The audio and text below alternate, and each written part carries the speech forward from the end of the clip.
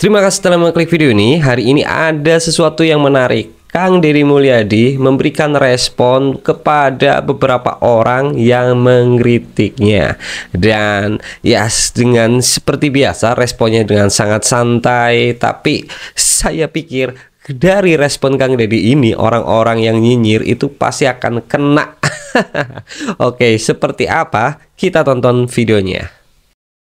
Guys, saya awalnya ya, begitu Deddy Mulyadi, Gubernur Jawa Barat terpilih menjadi gubernur, itu sangat simpati, sangat mendukung program beliau yang awal-awalnya untuk menghapuskan piknik, tamasya di sekolah-sekolah di Jawa Barat, termasuk perpisahan dan pungutan-pungutan liar lainnya. Itu sangat menarik dan sangat simpati ya. Tapi lama-kelamaan kebijakan-kebijakannya terasa aneh gitu. Kelihatannya kok jadi arogan, enaknya sendiri, semau gue, seolah-olah dia orang yang sangat berkuasa dan memperlihatkan super powernya. Buat Bang Ruli Armain SOS, saya mengucapkan terima kasih atas otokritik dan sarannya buat saya, sehingga Bapak bisa memperlihatkan apa kelemahan yang saya miliki. Dari kelemahan yang Bapak tampilkan terhadap diri saya yang selama ini saya jalani, semoga ke depan saya bisa memperbaiki terhadap apa yang pernah saya lakukan. Saya juga mohon maaf kepada Bapak, kepada Abang yang telah membuat kecewa, asalnya simpati sekarang menjadi tidak simpati. Saya sebagai Gubernur Jawa Barat, mohon maaf telah mengecewakan Bang Ruli atau Pak Ruli yang tinggalnya di Jakarta. Dan saya akan berguru sama Abang atau Bapak, karena Abang itu pada pemilu 2024 pada Pilpres sebagai Sekretaris Jenderal Porkanis. Saya tahu Abang itu cara bagaimana menaikkan elektabilitas seseorang dan tahu bagaimana menjatuhkan elektabilitas seseorang atau populariti seseorang. Sebagai orang berpengalaman layak saya berguru. Tetapi sepengetahuan saya nih Bang, sebagai orang yang beragama, kalau kita jualan Bang, lebih baik menceritakan kebaikan, kehebatan, keunggulan barang yang kita miliki dibanding menjelek-jelekan barang tetangga. Salam hormat buat Abang dan keluarga ya. Semoga Abang nanti lebih terbuka bahwa Abang sebenarnya lagi mendorong agar orang menyukai barang atau orang yang Abang akan promosikan seperti tahun 2024 yang lalu. Ya, ini sangat-sangat kena banget ya bagi Abang Ruli ini ya, Bang Ruli panggilannya ya. Dan KDM ini sudah mengetahui siapa Bang Ruli ini, sudah sangat paham sehingga jadi skak baliknya itu, aduh, Bang Ruli ya, mau gimana pun juga, mau simpatik mau apa ya, itu hanya marketing teknik belaka ya. Aduh ya Bang Ruli ya, Anda nggak dukung, mau nggak respect, nggak apapun itu, masa bodoh. Anda ini bukan orang Jabar, udah gitulah. Anda kenapa sibuk-sibuk untuk mengkritik, untuk mengomentari Gubernur Jawa Barat? Kan ketahuan banget tuh hasil ternak-ternak nasi Abah. Ya udah, cukup segitu aja lah ya untuk Bang Ruli ini. Bukan ke orang Jabar, nggak perlu ngejelek-jelekin. Kritik sana Gubernur Jakarta. Makin kelihatan aslinya. Asal Kang Deddy tahu ya, Rumah Sakit RSUD Al-Ihsan ini adalah hibah dari Yayasan Al-Ihsan. Jadi sejak 93 rumah sakit ini dikelola oleh Yayasan Al-Ihsan. Lalu baru pada tahun 2004 dihibahkan kepada Pemprov Jawa Barat pengelolaannya. Dan saat itu pun namanya tidak diganti. Untuk apa? Untuk menghormati pendiri rumah sakit tersebut. Di tahun 2008 baru berganti menjadi RSUD karena memang pengelolaannya menggunakan APBD, menurut saya nggak ada masalah. Tapi ketika Al-Ihsannya diganti, ini seolah-olah Kang Deddy ingin mengubur histori di belakang rumah sakit Al-Ihsan ini. Padahal Al-Ihsan ini adalah rumah sakit Islam dan dikelola menggunakan dana Basnas, dana zakat warga Jawa Barat. Gitu. Kalau tujuannya ingin mengangkat budaya Sunda, kenapa harus dibentur-benturkan dengan budaya Islam yang sudah melekat di rumah sakit tersebut? Mas Eko Widodo, terima kasih ya atas berbagai kritiknya terhadap diri saya, dan saya berucap terima kasih sebagai Gubernur Jabar dikritik oleh warga Jakarta. Berarti Mas Eko begitu sayang pada saya, pada warga Jabar. Tapi lain kali kritiknya, sarannya itu harus punya narasi dan landasan hukum yang memadai, tidak menyebar berita yang hoax. Sebaiknya Mas Eko kalau menyampaikan sesuatu baca putusan Mahkamah Agung. Di sana sangat lengkap narasi bagaimana yayasan didirikan, sampai mendirikan rumah sakit, sampai menjadi proses hukum, dan sampai disita oleh pengadilan dan diserahkan secara penuh kepada pemerintah Provinsi Jawa Barat melalui putusan Mahkamah Agung. Nah, karena apa? Karena berita hoax itu berdosa loh, dan bisa menimbulkan polemik yang berkepanjangan. Dan saya tahu Mas Eko juga dulu pernah kena kasus berita hoax KPU kan. Nah, yang bilang bahwa server KPU sudah disetting pada saat Pilpres. Nah, mohon ya orang Jawa Barat, jangan dikasih berita-berita hoax dari Jakarta. Karena orang Jawa Barat mah pengen cager, bager, bener, pinter, singer. Kita bisa berpolitik dengan baik, kita bisa bermedia sosial dengan baik, dengan menggunakan narasi-narasi yang memberikan pendidikan bagi publik. Kritik boleh, tapi tidak boleh mengkritik dengan kebohongan, menggiring orang dengan tujuan tertentu. Kalau Mas Eko punya calon untuk ke depan, sampaikanlah keunggulan calon yang Mas Eko miliki. Tidak boleh menjatuhkan orang lain dengan cara-cara yang kotor. Iya. Skak baliknya, KDM sudah tahu lagi siapa Eko itu. Halo, Bung Eko atau Ade Eko atau Bapak Eko tepatnya. Bapak Eko itu masyarakat Jabar juga sudah tahu siapa engkau.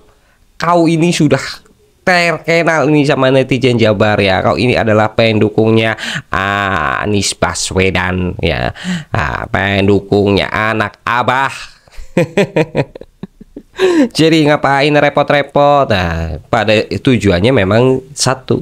Tujuannya itu pingin menenggelamkan gubernur yang sedang viral, gubernur yang sedang diimpi-mimpi-mimpikan oleh rakyat, agar dari mulai sekarang udah digoreng-goreng dari mulai sekarang. Kenapa? Biar melekat sama masyarakat bahwa KDM ini jelek, bahwa KDM ini memusuhi agama, penistaan, apapun itu digoreng-goreng ya. Para ternak-ternaknya si Abah ya, sengaja memang sudah menyeting semuanya seperti itu. Itu dugaan saya seperti itu, sengaja menyeting. Ada kata dugaan, kedengeran. Nah, karena apa? Karena mereka sudah punya calon-calon untuk calon presiden di 2029. Ini masih jauh, bro. Tapi ya memang caranya paling bagus seperti ini. Karena apa? Kemarin yang saya dengarkan dari rapat buser, rapatnya basernya Mukibin ya, memang harus cara seperti itu. Kita harus menjelek-jelekan dari mulai awal, sehingga nanti melekat kepada masyarakat, sehingga terdengar terus di telinga masyarakat. Nah, sehingga masyarakat bisa terbawa opini. Nah, jadi banyak banget orang-orang Jakarta yang memang ada kepentingan sehingga ngusak-ngusik ke warga Jabar ya. Ya sudahlah, mau gimana pun juga warga Jabar ini nggak akan pernah berpaling kepada siapapun. Warga Jabar tetap akan dukung KDM dan tetap akan mendampingi KDM, nggak akan tergiur dengan siapapun. Oke, ngerti? Eko Sureko. Masuk Pak Eko. Kita lanjut ke video berikutnya ya. Ini sepertinya sangat seru sekali ya. Saat ini ada stigma yang diarahkan bahwa saya dibiayai oleh oligarki, disponsori oleh oligarki.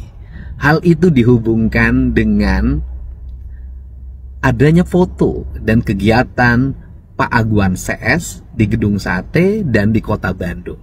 Perlu saya tegaskan ya bahwa Pada saat itu, pemerintah Provinsi Jawa Barat kedatangan tamu dari Yayasan Buddha Suci yang dimotori oleh Menteri Perumahan Kawasan Pemukiman, Pak Ara Sirait atau Muamar Sirait. Tujuannya adalah memberikan bantuan kepada masyarakat Kota Bandung yang rumahnya kumuh. Ada 500 rumah yang dibangun. Dan saat itu kami menerima resmi bersama Wali Kota Bandung, Ketua DPRD Provinsi Jawa Barat, Sekretaris Daerah Provinsi Jawa Barat.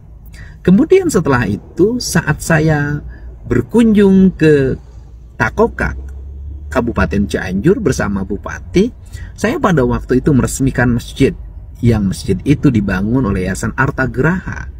Dan di situ pasti pemiliknya adalah Pak Tommy Winata. Komitmen kami dengan Pak Tommy Winata adalah satu, bersedia membangun mengembangkan daerah terisolir di wilayah Kabupaten Sukabumi, Kabupaten Cianjur, Garut dengan membangun batching plan, dan selama berpuluh-puluh tahun wilayah itu menjadi wilayah terisolir, dan kami akan melakukan secara bersama demi kebaikan. Yang kedua, menjaga Gunung Wayang dari berbagai bentuk intervensi perusakan, mengembangkan kembali habitatnya dan ekosistemnya. Kemudian yang ketiga adalah membangun kawasan-kawasan perkebunan yang hari ini berubah peruntukannya, dikembalikan ke teh, ke karet, yang pada akhirnya rakyat itu bisa menjadi tuan dengan mengelola perkebunan teh dan karet yang dibiayai oleh pemerintah provinsi, Yayasan Arta Graha, dan berbagai pihak yang memiliki kepedulian terhadap pengembalian ekosistem dan perkebunan di Jawa Barat. Perlu saya tegaskan, sebagai gubernur, saya terbuka berhubungan dengan siapapun. Sebagai gubernur, saya terbuka terhadap dunia usaha, selama dunia usahanya adalah dunia usaha yang legal, tidak merugikan masyarakat, membayar pajak dengan baik, kemudian melahirkan regulasi tumbuhnya lapangan kerja, dan dilakukan secara terbuka. Dalam pandangan saya, tidak mungkin pemerintah tidak berhubungan dengan dunia usaha.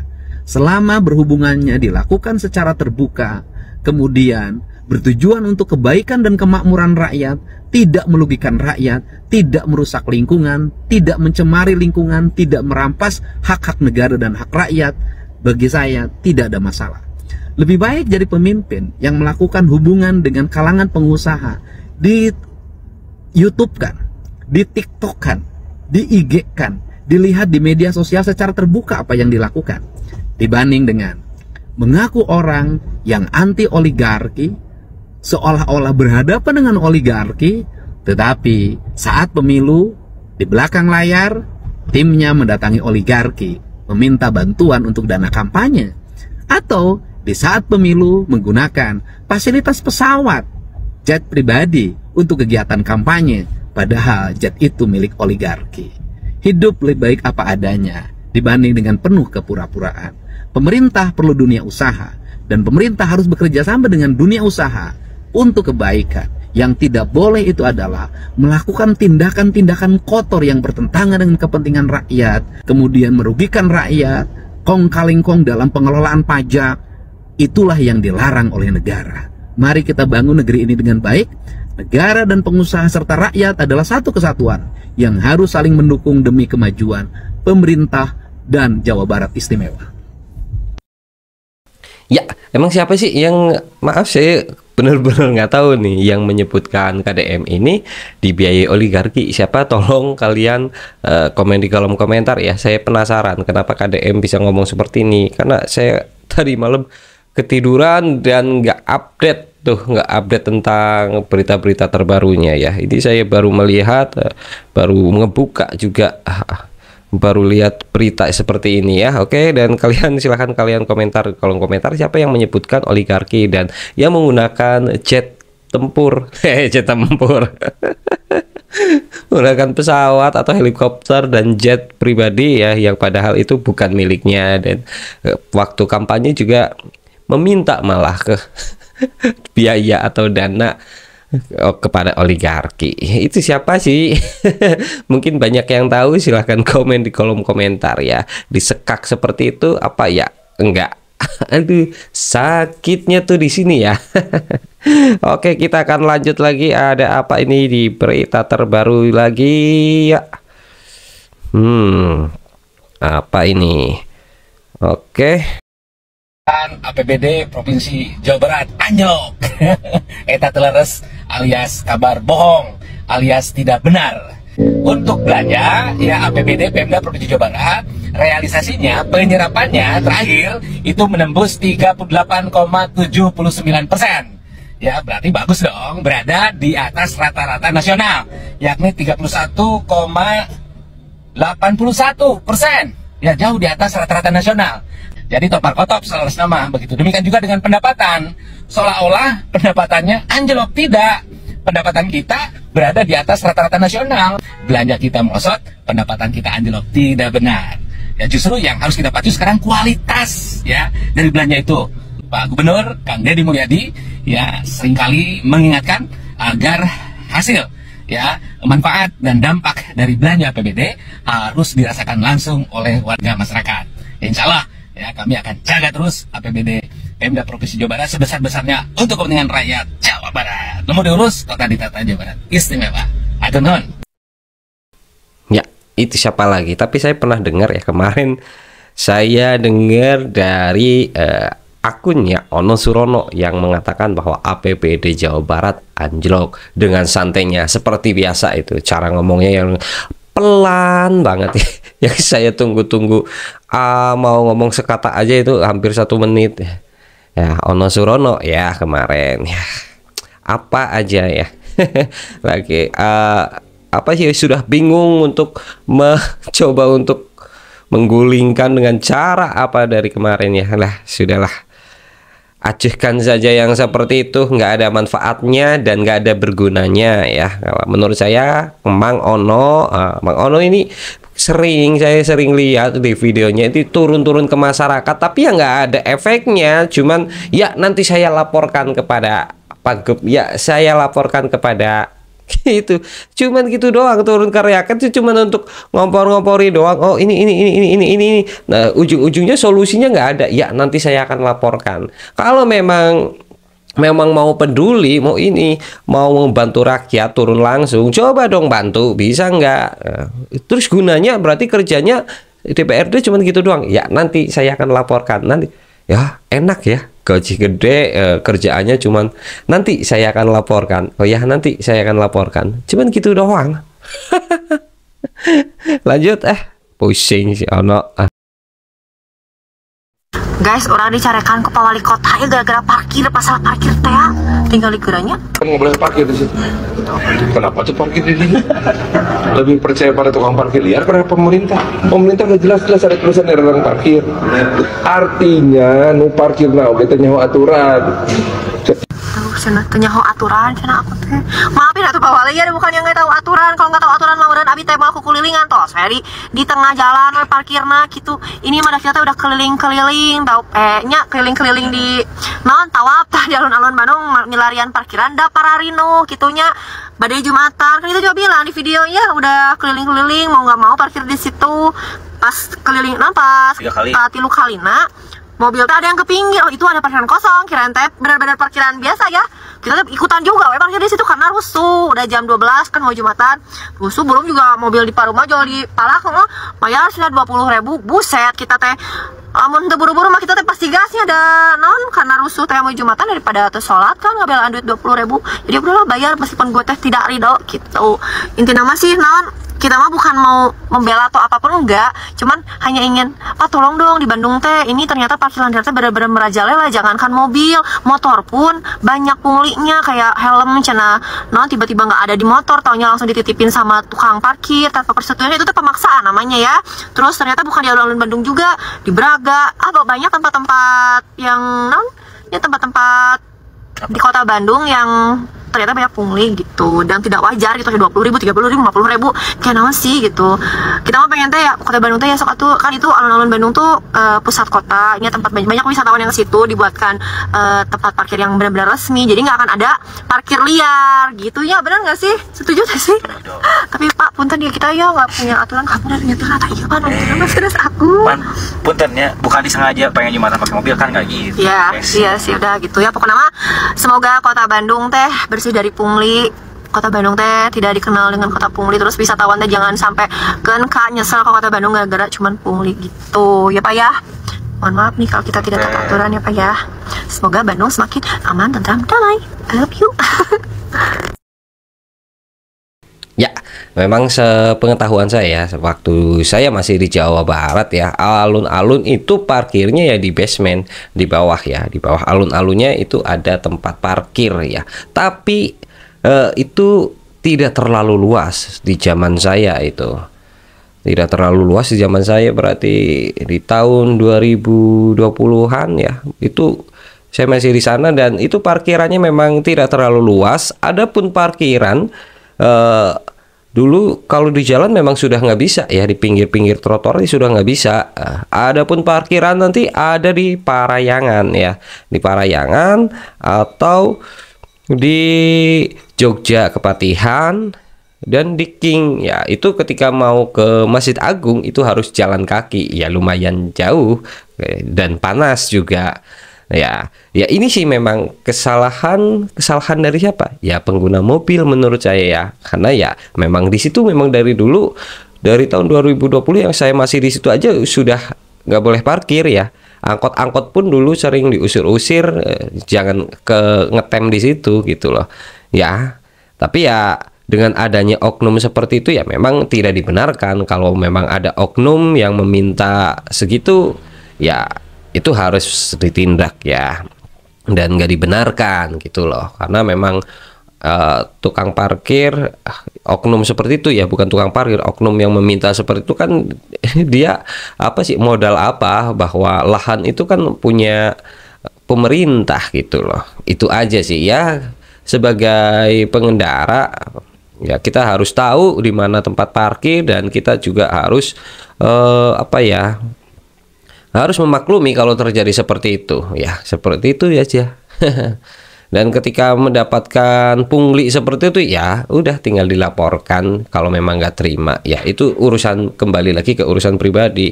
Dan ya mungkin untuk kedepannya mungkin untuk kota Bandung ya, kalau di Masjid Agungnya memang banyak pariwisata atau banyak orang yang sering datang ke sana ya, mohon diperbesar lagi untuk tempat parkirnya. Tapi saya pikir kalau untuk memperbesar parkir di basement itu udah nggak bisa ya, kecuali mau bikin di bawah tanah lagi, itu mungkin ya. Ya seperti itu aja. Dan ini ada video apa lagi ya, ini ada keluarga dari Tarsan ya, Pak Tarsan ya, pelawak ya, ini datang ke Lembur Pakuan katanya. Oke.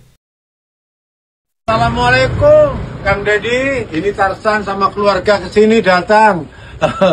Ya begitulah ceritanya tuh, kepingin tahu aja. Alhamdulillah nggak ketemu ya, lain hari insya Allah kita jumpa. Waalaikumsalam. Apa tadi ini? Alhamdulillah nggak ketemu, udah ketemu. Assalamualaikum Kang Deddy, ini Tarsan sama keluarga kesini datang. Ya begitulah ceritanya tuh, kepingin tahu aja. Alhamdulillah nggak ketemu ya, lain hari insya Allah kita jumpa. Nggak ketemu.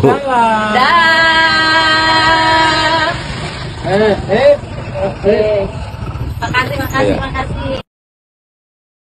Ya, Tarsan ini dari mana ya? Dari Jawa Tengah sepertinya ya. Yang saya tahu dulu kayaknya dari Jawa Tengah, jauh-jauh ke Lembur Pakuan karena pengen tahu ramainya Lembur Pakuan ya, karena viral. Dan ternyata nggak ketemu ya, karena memang KDM ini ya nggak stay di rumah Pak, dan harus kerja, harus tugas, dan nggak di kantor juga. Kalau mau menemui memang susah untuk menemui KDM, karena KDM itu turun-turun langsung terjun ke lapangan. Mau ke kantornya juga ya mungkin akan susah, apalagi ke rumahnya gitu.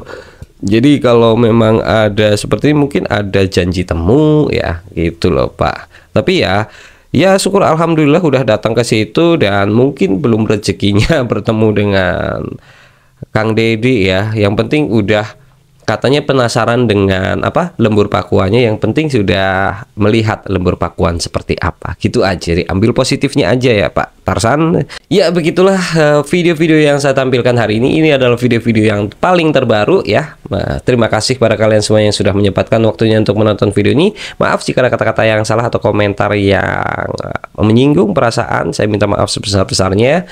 Sampai jumpa kita di video berikutnya. Bye.